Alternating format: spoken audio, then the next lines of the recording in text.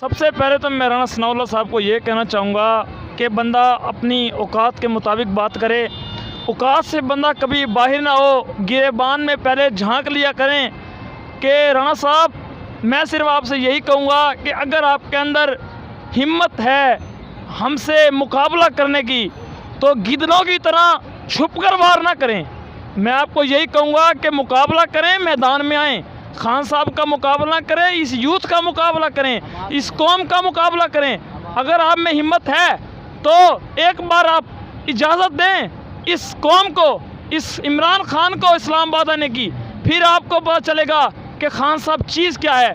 तुम तो कहते हो ना खान साहब कुछ भी नहीं है, उसके साथ आवाम नहीं निकलती।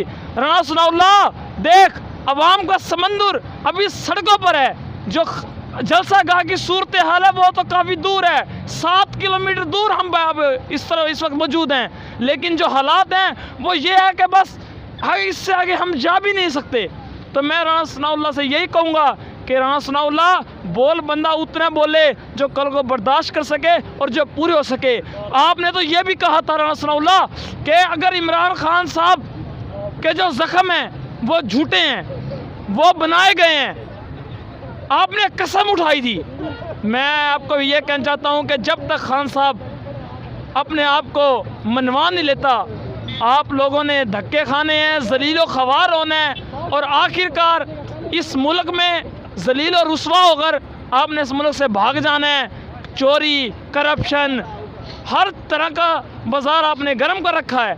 मैं आपको ये बताता हूँ कि हर बातिल का और हर कुफर का एक दिन ख़ात्मा होता है और इंशाअल्लाह एक वो दिन दूर नहीं है जब आपका इस मुल्क पाकिस्तान से ख़ात्मा हो जाएगा। शुक्रिया।